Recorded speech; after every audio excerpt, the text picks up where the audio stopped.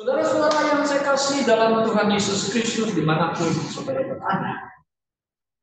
Teks yang sudah kita baca tadi yaitu dari surat Filipi pasal 2 ayat yang ke-12 sampai ayat yang ke-18. Nah, temanya saya ambil dari pasal yang ayat yang ke-12. Maksudnya pasal 2 ayat 12 mengatakan demikian di ayat yang ke-12. Hai saudara-saudaraku yang kekasih, kamu senantiasa taat. Karena itu tetaplah kerjakan keselamatan dengan takut dan gentar, bukan saja seperti waktu aku masih hadir, tapi terlebih pula sekarang waktu aku tidak hadir. Jadi temanya dari ayat ini adalah kerjakanlah keselamatan. Apa yang ingin Paulus sampaikan kepada jemaat Filipi? Kerjakanlah keselamatan. Nah, di dalam kekristenan, saudara-saudara, yang menjadi pokok yang penting pengajaran dasar iman adalah mengenai keselamatan. Jadi orang ke gereja menjadi orang Kristen harus tahu keselamatannya. Dia harus tahu apakah dia itu pasti yakin masuk surga, apakah yakin. Nah, ini yang menjadi problematika dalam hidup kita sehari-hari. Nah, banyak kali orang Kristen yang masih memiliki keraguan sebagai orang Kristen dan itu. Ya, saya sudah ke gereja, saya sudah rajin dan sebagainya. Tapi saya masih ragu-ragu. Apakah saya ini bisa nggak? Karena saya masih hidup di dunia. Banyak kali saya melakukan hal-hal yang seperti orang dunia lakukan. Jatuh ke dalam dosa. Nah, saudara-saudara yang saya kasih dalam Tuhan Yesus Kristus. Nah, di dalam ayat yang kita baca tadi, ini pun menjadi polemik. Kenapa? Di antara orang-orang Kristen yang punya dua pemahaman mengenai keselamatan. Golongan yang pertama mengatakan, Anda harus melakukan ini supaya Anda tidak kehilangan keselamatan. Anda harus rajin dan gitu. Anda harus menunjukkan orang Kristen. Anda harus tetap percaya kepada Yesus supaya Anda tidak kehilangan keselamatan Anda. Nah, ini Anda yang pertama yang punya paham begitu. Yang kedua, punya pemahaman mengatakan bahwa Anda waktu percaya kepada Yesus dengan hati. Nah, ingat saudara ya, percaya Yesus itu ya pakai otak. Otak perlu nggak?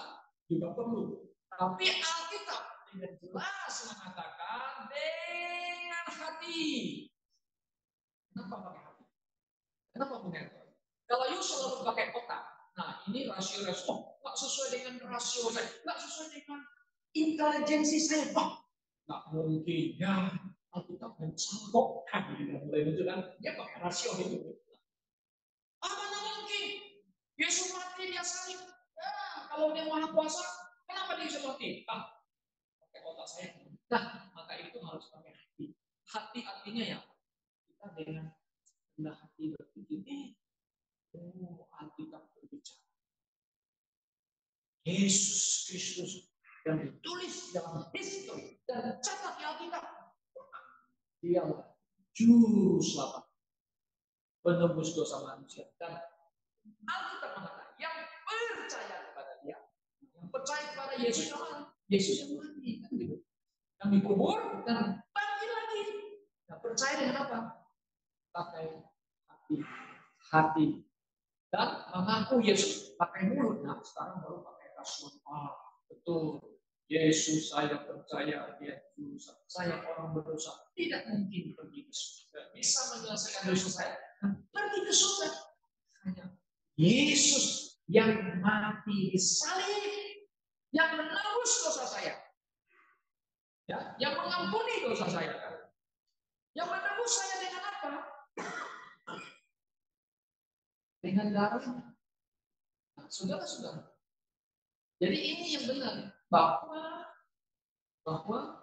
keselamatan kita di dalam Tuhan, setiap orang yang percaya kepada Yesus dengan hatinya dan mengaku dengan mulut dan Tuhan, maka akan diselamatkan. Artinya jiwanya mendapatkan keselamatan. Ini sangat benar. Nah, saudara yang saya kasih dalam Tuhan Yesus. Nah, jadi kita lihat bahwa di dalam Kristenan itu doktrin yang paling utama tentang keselamatan jiwa. Nah, yang kita ngomong itu keselamatan itu bukan keselamatan jiwa, bukan keselamatan jasmani. Manusia pendeta yang melayani Tuhan itu bisa mati, bisa tubuhnya bisa ya menderita dan sebagainya, bisa mati. Kalau ada orang berpikir kalau saya sudah percaya Tuhan pasti lindungi saya, ya betul. Tapi kenapa ada orang yang seolah-olah Tuhan tidak lindungi yang mati gitu? Yohanes Pembaptis kenapa tidak dilindungi? Dia dipenggal oleh Herodes. Kok mati? Nah, jadi Yohanes Pembaptis dia dijaga apa? Bukan tubuhnya supaya tidak dipenggal, tapi jiwanya selamat. Nah, itu. Manusia bisa membunuh tubuh kita. Betul kan? Tapi mereka tidak bisa mengambil nyawa. Mereka bisa ambil tubuh kita. Tapi jiwa kita. Itu yang penting. Jiwa diselamatkan. Tentu dalam dunia, dalam kehidupan kita sehari-hari, kita percaya Tuhan memimpin anak-anaknya di bumi ini kan dalam kehidupan kita sehari-hari. Nah, gitu. Nah, saudara yang kasih dalam Tuhan Yesus Kristus. Nah, jadi yang kita imani, yang kita percaya, saudara, bahwa keselamatan kita ini tidak perlu kita bekerja supaya keselamatan kita itu jangan hilang, gitu loh. Nah, ini harus diingat oleh orang Kristen. Ada orang yang, saya harus memilih Pak Pendeta, saya memilih supaya keselamatan saya tidak hilang. Nah, Paulus mau mengingatkan orang Kristen bahwa orang yang telah diselamatkan, yang telah diselamatkan, maksudnya yang telah yakin percaya Yesus dan telah yakin selamat kalau dia mati masuk surga, maka di bumi ini dia harus mengerjakan keselamatan yang sudah dia dapat itu. Dia harus ada namanya actionnya, perbuatannya dalam kehidupan sehari-hari kan begitu. Bukan dia berbuat sesuatu supaya mempertahankan keselamatan, tidak perlu. Tapi kita kalau yang sudah selamat, yang kita sudah ada dalam Tuhan Yesus, maka kita duduk diam-diam nggak ada apa-apa gitu buat sesuatu ya. Supaya orang yang kita orang Kristen yang sudah diselamatkan, enggak kan? Kan begitu. Nah, saudara yang saya kasih dalam Tuhan Yesus Kristus, Paulus ingin supaya jemaat orang Kristen dimanapun dia berada, dia harus kerjakan keselamatan. Maksudnya apa? Nah, yang pertama, saudara-saudara, yang pertama kalau kita perhatikan ya, di dalam ayat yang ke-12, yang pertama itu Paulus di sini ada menyinggung satu kata yang penting. Coba kita kembali ke ayat yang ke-12. Hai saudara-saudaraku yang terkasih, kamu senantiasa taat. Nah, yang terkasih, yang disebut terkasih ini kan adalah orang-orang yang telah diselamatkan. Kalau kita kembali ke pasal ayat 1, Paulus kan di sini mengatakan, hamba-hamba dari Paulus, Timotius, hamba-hamba Kristus Yesus kepada semua orang kudus. Semua orang kudus yang mana? Orang kudus ini adalah orang yang ada dalam Kristus Yesus, ya. Di mana mereka? Oh, mereka yang ada di Filipi. Dengan apa? Para penilik. Penilik ini gembala, jemaat, dan para diaken, pengurus gereja itu ya. Kasih karunia dan damai sejahtera dari Allah Bapa kita dan dari Tuhan Yesus Kristus menyertai kamu. Nah, kan itu. Jadi kalau kita lihat lagi ayat 12, hai saudara-saudaraku. Lalu siapa yang saudaraku? Ya orang-orang jemaat yang ada di Filipi. Tentu ini bisa berlaku kepada orang-orang percaya dimanapun juga berada. Ya kan? Betul nggak? Yang kekasih, kamu senantiasa. Nah, jadi yang poin yang pertama, saudara, bahwa orang yang telah diselamatkan, dia harus mengerjakan keselamatannya. Ya harus Anda tunjukkan bahwa dia adalah orang yang taat. Sekarang kita mau ngomong taat apa dulu sih? Ya kan? Taat apa? Kalau di rumah tangga, kan kita bilang, anak-anak harus dengar kata orang tua ya. Kan gitu kan? Anak-anak kan harus dididik, contoh kan? Nah, kalau orang mungkin kita ada di keluarga orang Chinese, Qinghua, terus niu Qinghua, anak-anak kalau kamu tinggal sama sok kamu sekolah, niu Qinghua, katanya. Apa Qinghua? Qinghua itu artinya mendengar. Ada di balik itu apa? Harus taat, begitu loh. Nah, ada ketaatan begitu bapak anak ya. Taat apa? Tentu di sini saudara, orang percaya harus taat kepada pengajaran yang telah disampaikan oleh Paulus. Kan Paulus banyak mengajar, memberikan instruksi, kamu harus begini, harus begini, yang pengajaran secara doktrinal maupun secara praktikal. Nah, di sinilah betul. Ada doktrinal yang benar, ada doktrin yang benar, terus ada praktikal. Praktikal itu adanya praktek kita dalam hidup kita sehari-hari. Harus taat. Benar nggak?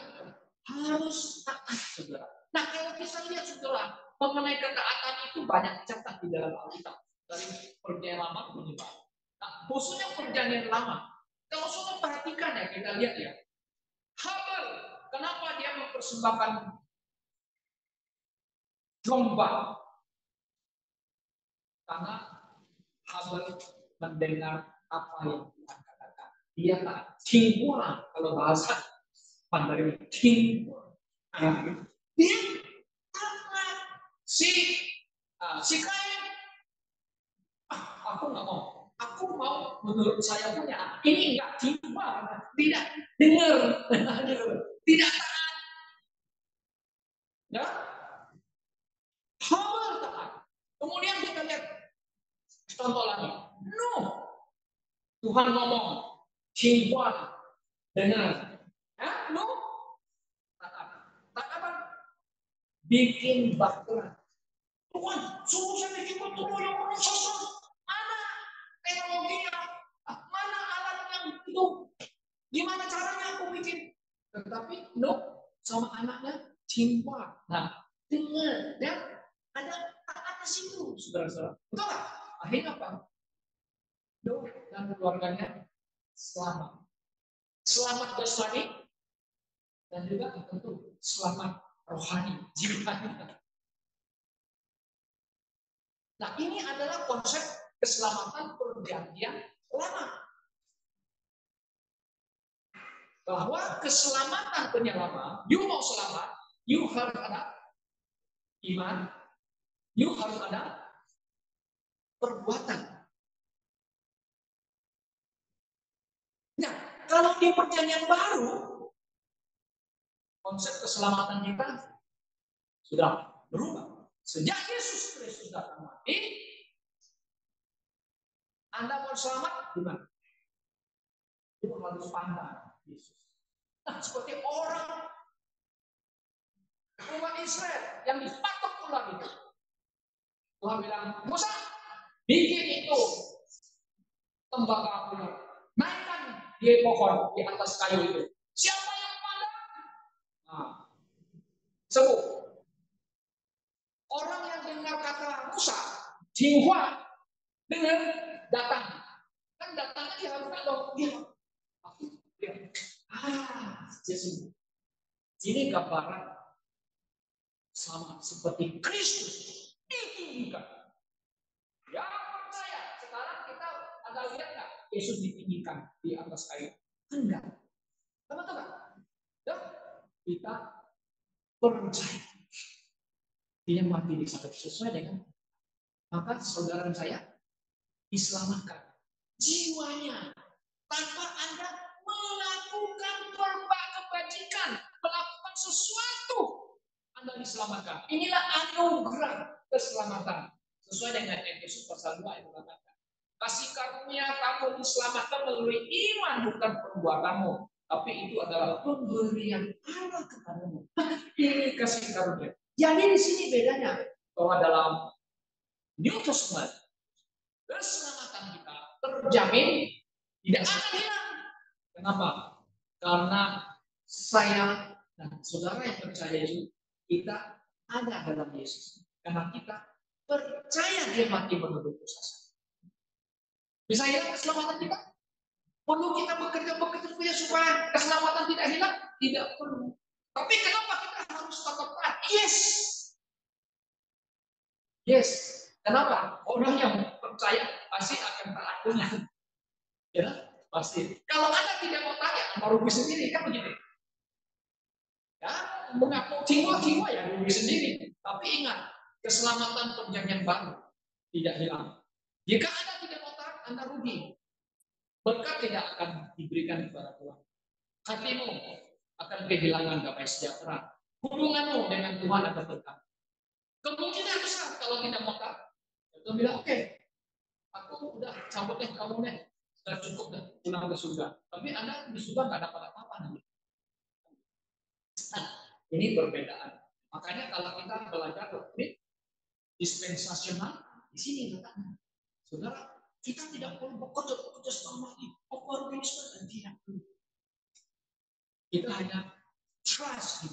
Kita sudah percaya bahwa keselamatan kita dalam Yesus terjamin. Apalagi dikatakan di Yesus pasal 13, sejak kita percaya sudah dimeteraikan oleh Roh Kudus. Ya, dimeteraikan.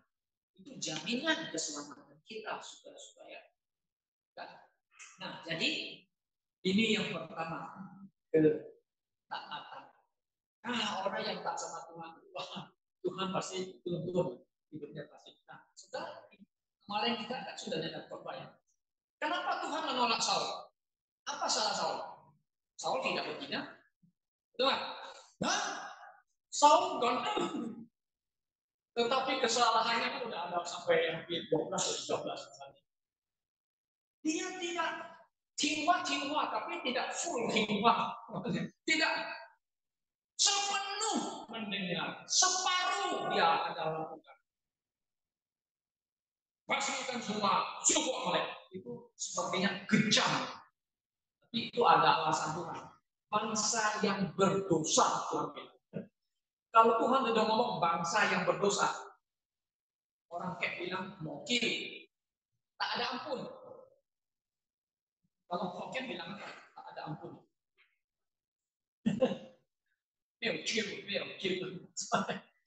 Tak ada ampun kalau Tuhan sudah bilang bangsa yang berdosa. Baru. Kenapa? Tuhan harus melaksanakan hukumannya seadil-adil suci. Karena Allah itu suci. Gitu. Nah, tapi dia melakukan separuh. Ya, sudah selesaikan, dia selamatkan rajanya dan juga barang-barangnya dan juga apa namanya itu binatang-binatangnya. Tuhan bilang, kamu tidak jiwa, kamu tidak taat kalau kamu. Kemudian lagi dia menjadi imam lagi, mempersembahkan korban di atas mesbah. Itu bukan urusan dia. Waduh, kita bilang itu perbuatanmu, bukan urusan kamu. Itu banyak. Kenapa? Tidak jiwa dan dia tidak sabar. Makanya kalau orang itu mau taat sesuatu yang harus punya sabar juga ya. Harus sabar tunggu ya. Kadang-kadang aku juga orang yang tidak sabar. Semua orang punya itu ya. Tidak sabar. Tapi Tuhan mau supaya kita menjadi anak-anak yang taat. Nah, itu anak-anak yang taat kepada Tuhan, kepada firman Tuhan, taat kepada pengajaran Paulus yang diberikan kepada jemaat Filipi dan begitu. Nah, kemudian yang kedua, kerjakan keselamatanmu ada apa? Dengan apa ya? Dengan takut dan gentar. Bukan saya seperti waktu aku ada. Kalau mereka Paulus ada dekat mereka pura-pura aja ini. Oh enggak. Paulus sudah ada, mereka tetap ada rasa. Nah, ini ada namanya rasa hati yang takut kepada Tuhan dan ada gentar lagi. Trembling ya. Kalau bahasa Inggris apa di sini semuanya? Ada bahasa Inggris hari pakai trembling. Trembling apa? Trembling. Fear. What is fear? I'm fear God. Not I'm afraid. Beda ya. Fear is afraid. I'm afraid of God. I'm fear God. Fear God itu apa? Ada satu rasa hati kita, jiwa kita hormat kepada Allah kita di dalam Yesus Kristus. I fear God. Fear God dalam arti aku tak berani melakukan sesuatu yang melanggar perintahmu.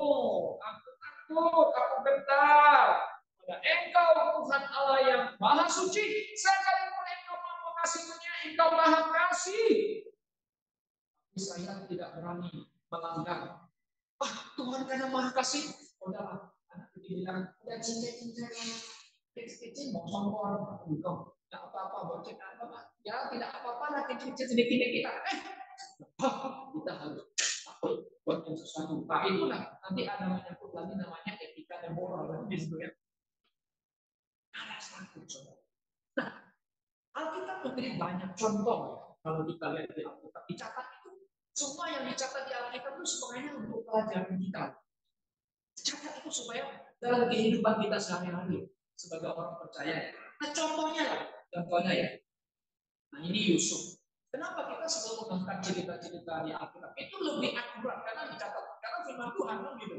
Kita bisa aja pakai di dunia ini ada orang-orangnya, tapi kita tidak tahu latar belakangnya. Oh dia baik dari luarnya, tapi kita kan tidak lihat dari dalam. Kalau Alkitab yang catat, nah ini dia yang paling true. Nah kan begitu. Yusuf itu seorang anak muda yang dijual oleh saudaranya marah. Kan kalau ada saudara orang bapak jual anaknya, ini sangat apa namanya itu ya, sedih ya. Nah zaman dulu tentang kerajaan, apalagi yang di Tiongkok, kalau keluarganya miskin, ini dapatnya cewek lagi dijual. Nah coba saudara lihat itu film-film dinasti. Kalau zaman dulu orang Tiongkok kalau lahir perempuan, ya nggak begitu happy ya. Anaknya. Oh iya ada. Ya. Nah Yusuf itu karena kebencian, iri hati dari saudara-saudara. Dia menderita menjadi seorang budak. Nah kata budak itu pelayan Potifar lagi. Terus kemudian lagi nyonyanya ajak-ajak. Udah Yusuf, Tuhan tidak ada. Ayolah kita balik-balik. Kita kalau zaman sekarang kan Islam ngopi-ngopi ya. Zaman dulu kan ada ngopi-ngopi. Zaman dulu apa? Minum-minum. Nah kalau zaman di Cina kan yang terkenal itu sicil. Ayo, kapan kita sicil? Sicil artinya ke rumah makan minum-minum arak sambil kita ngobrol-ngobrol chatting-chattingan gitu. Kalau sekarang kan ngopi-ngopi kan, nah udah modern ya. Nah, di sana ketemukan ya, tapi ini kan di rumah gede. Ya, busuk. Sila kamu. Kali, 2 kali, 3 kali kata. ini, lalu lepas itu bajunya. Wah, itu berani lagi, nggak berani. Nah, biarlah. Karena dia ada ini kenal buat yang tak benar. Hanya difitnah. Masuk penjara. Tuh, step jatuh. Wah, sampai ke besok itu cerita. Tapi dari kerjaan Tuhan angkat dia. Jadi orang kedua luar biasa. Ini Yesus cerita. Fear God. Kita anak-anak semuanya tidak orang Kristen. Harus ada rasa fear. Ini ada orang hebat. Saya dapat dokter, teologi apa macam-macam. Humble. Fear God in trembling. Ya, jangan melakukan hal-hal yang melanggar kehormatan Tuhan. Nah, ini kita supaya tidak bercacat. Kalau Anda baca lagi itu, ya. Kita semua saudara-saudara sekalian dimanapun kita harus ada rasanya. Fear. Jadi Alkitab di Mazmur coba baca. Enggak firman. Harus takut kepada Tuhan. Nah, ceritanya lagi sudah. Ya firman. Ada kawan yang vegan, ada kawan dagingnya muncul. Nah, kan dia Cina kan, betul nggak? Wah, dikira Tuhan nggak tahu. Tuhan tahu. Tuhan marah. Akhirnya dia sadar, itu kalau yang punya saya ini Daud itu dia akhirnya menyesal, dia bertobat dan dari datang. Bukan ampuni kamu. Tetapi ingat, pedang ini, tidak akan lari dari keluarga. Wah, hukuman sampai dia tua. Penderitaan demi penderitaan. Ya, keluarganya, anak-anaknya saling bunuh dan insest juga ya. Ya, memperkosa Absalomnya adiknya itu oleh anak yang lain gitu ya. Terus mereka mau merebut tahta daripada kerajaan. Akhirnya Tuhan bilang sama si itu, kasih tahu, angkat Salomo. Padahal Salomo kan mamanya kan setan. Tapi kenapa bisa terjadi? Lihat kita lihat apa yang terjadi. Ya, bahwa dalam segala hidup kita, saudara-saudara, Tuhan itu yang lebih tahu hati manusia kan. Ya. Yang salah Tuhan, yang salah Tuhan aja. Ya. Kalau kita salah, kita anak Tuhan. Tuhan ajar dengan penuh kasih sayang, itu nggak berani mengatakan cukup. Kalau kita nggak mau saudara-saudara, cukup. Kalau bilang udah, aku cabut ya. Seperti yang dialami oleh banyak orang. Bisa zaman Paulus di Korintus salah mengadakan perjamuan Tuhan, lemah tubuh dan gak lama ada yang mati. Itu hukuman. Tapi ingat, keselamatan yang benar tidak hilang. Oke, tubuh ini harus dihukum. Nah, saudara-saudara kasih dalam Tuhan Yesus. Oke, jadi itu kerjakan keselamatan.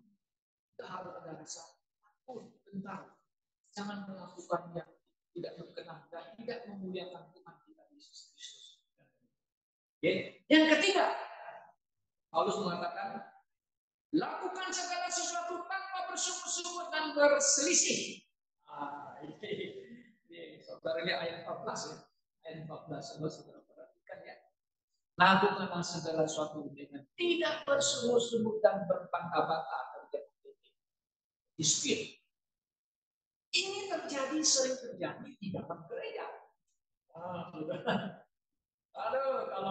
Kalau kita lihat gereja-gereja yang sudah mulai gede, sudah mulai besar, nah terjadi perselisihan nanti majelisnya, jemaatnya lah, jenisnya, beginilah, begitulah dan sebagainya.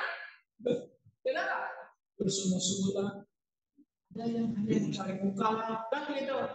Supaya orang lihat, oh dia rajin, oh dia terus ini, tapi kadang-kadang ada diskusi juga masalah-masalah yang hal-hal sepele dan sebagainya. Saya sudah waktu kita rapat di namanya rapat majelis ya, sampai ada satu majelis sama satu Wah, dia pukul meja itu sampai gelas kaca itu pecah. Lalu kena satu kuat-kuat punya untung gak kena matanya loh. Waduh, kita lihat gimana ini materinya berantem. Ada namanya dispute. Kalau gereja Tuhan begitu, banyak yang cari muka. Nah, mau cari nama. Saya pengalaman, saya tahu semuanya. Nah ini yang terjadi, saudara. Ya, karena kalau gereja-gereja justru banyak skandal. Gereja-gereja besar. Kenapa? Ditutup kan? Bukan hanya di Indonesia, di Singapura, jadi Korea Selatan, gereja paling besar. Banyak hal-hal terjadi. Nah, Paulus ini mau supaya kita ini apa namanya ya, supaya kamu apa nama itu lakukan segala sesuatu ya dengan hati, dengan ikhlas. Kalau orang bisa ikhlas dengan hati, sepenuh hati lakukannya sesuatu ini untuk Tuhan, kan begitu. Untuk kebersamaan kita, jangan sedikit yang kecil-kecil kita beribu-ribu kita berontak. Jangan begitu. Jadi apa namanya jemaah lokal, kan begitu. Kalau kita yang kecil-kecil itu enak. Tapi kalau sudah ribuan, 2.000, mungkin ada yang sampai 10.000 ya. Gimana kasihan? Ya. Tadi saya ketemu cuma sama saya sama sini. Sudah lama, udah rambutnya sudah putih saya. Aduh, kita sudah lama ya, ketemu ya. Lu sudah jadi akong ya? Oh iya. Kalau sudah ketemu orang gila, tanya, kamu sudah jadi akong? Oh iya. Mana sih? Oh iya.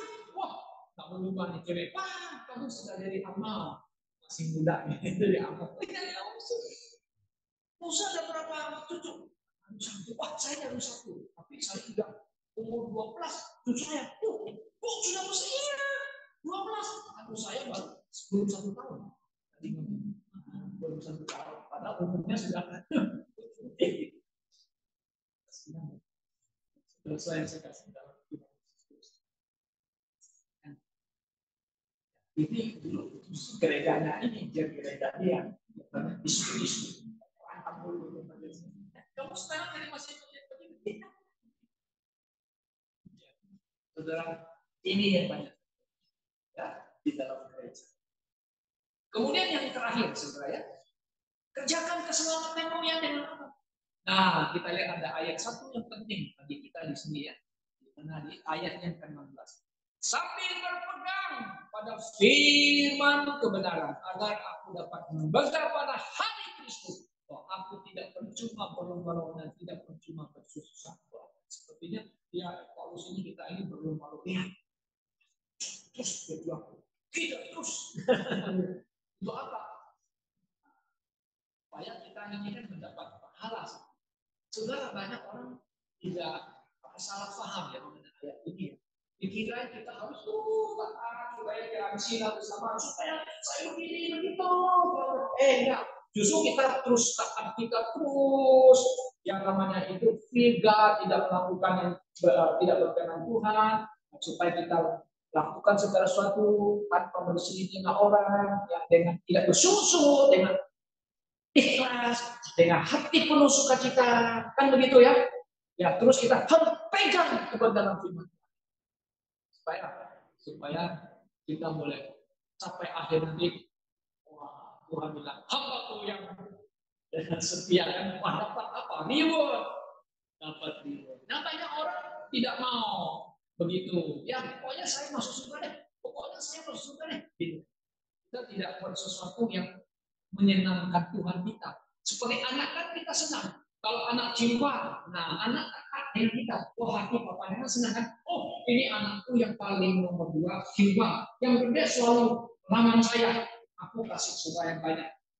Kata saya lebih ini tidak bisa dipercaya. Kalau ini belum. Saudara-saudara yang kasih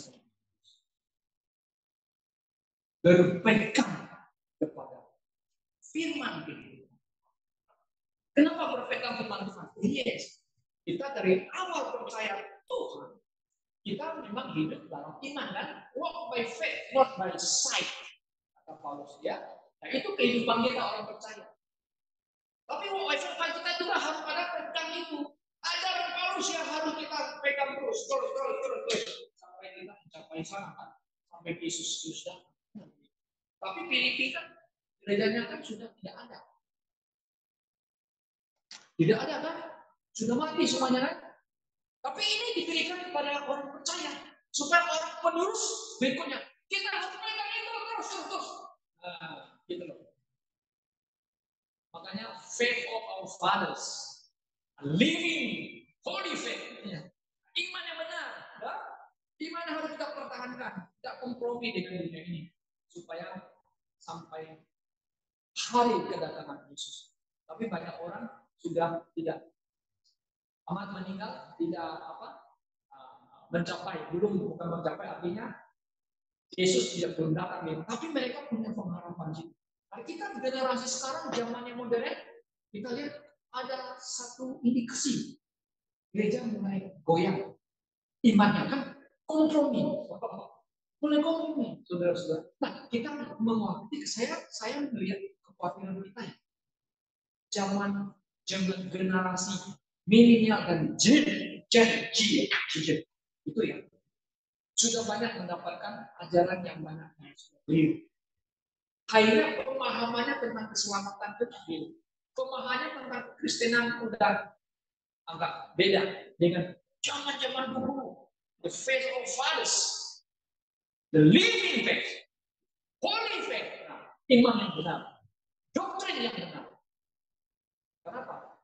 Karena Inggris teaching kita, dia menanamkan banyak ajaran-ajaran. Nah, kita sebagai gereja kecil lokal berpegang pada. Kalau kata berpegang itu, kalau saya mau lebih bagus katanya sih ya, harusnya kata menggenggam. Menggenggam lebih kuat. Kalau kadang-kadang kita berpegang bisa lepas gitu. Nah, kalau kita sudah genggam aman. Tapi kata-kata ini memang the whole. Kalau bahasa Inggris kan pakai apa gitu? Saudara coba perhatikan. Holding fast the word of life. Ya kan? Kalau bahasa Inggris pegang apa? Hold. Pegang. Hold. Kalau ini hold fast ya. Holding fast ya. Jadi kita pegang tetap. Nanti sampai pegang. Saudara-saudara saya kasih dalam tubuh Yesus Kristus. Kiranya Tuhan menolong kita, membuatkan kita sebagai orang Kristen, orang percaya di akhir zaman ini, bahwa kita memang harus senantiasa paling taat. Kita harus ada merasakan fear God dalam hidup kita. Ini zaman bukan zaman yang zaman-zaman yang baik, zaman yang penuh kejahatan. Paulus mengatakan hari-hari akan datang masa-masa yang jahat. Besok pasal. Mari kita pakai waktu ini, gunakan waktu ini, melakukan yang berkenan, yang memuliakan Tuhan kita, Yesus Kristus. Kiranya Roh Kudus menguatkan, Roh Kudus memimpin kita dalam, sehingga nama Yesus Kristus dimuliakan dalam hidup kita. Mari kita